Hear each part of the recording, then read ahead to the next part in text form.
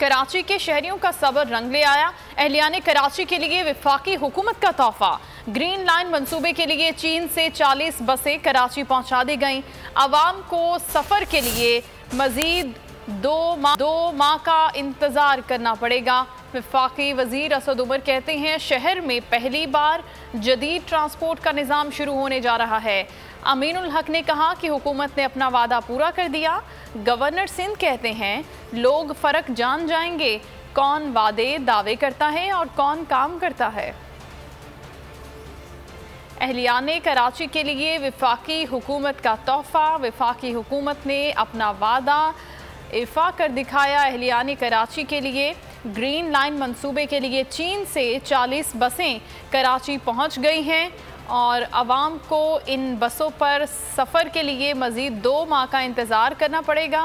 वफाकी वज़ीर असद उमर कहते हैं शहर में पहली बार जदीद ट्रांसपोर्ट का निज़ाम शुरू होने जा रहा है।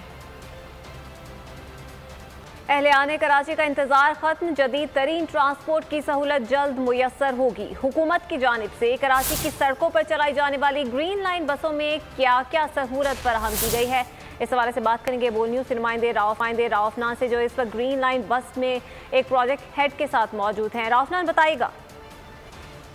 हुकूमत ने कराची को एक जदीद ट्रांसपोर्ट का तोहफा दिया है और जदीद बसों की पहली खेप 40 बसों के साथ कराची पहुंच चुकी है और हम इसके अंदर जो मौजूद सहूलियात है वो आपको दिखाएंगे।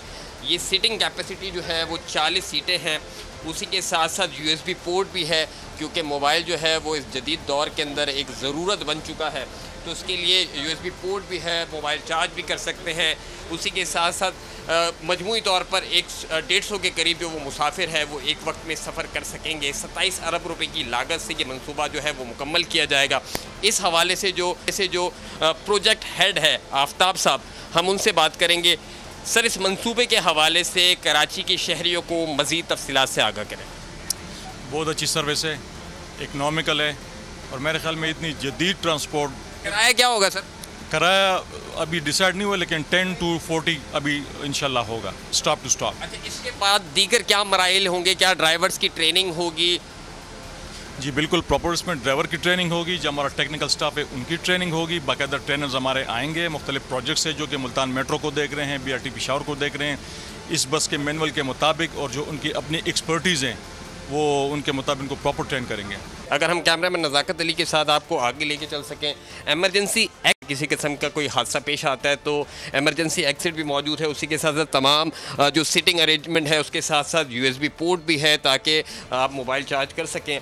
तो एक बेहतर सहूलत जो है वो कराची वालों को मिलने जा रही है और वफाकी वज़ीर असद उमर ने कहा है कि 2 माह बाद जो है इस हवाले से आप हमें आगाह कर रहे थे।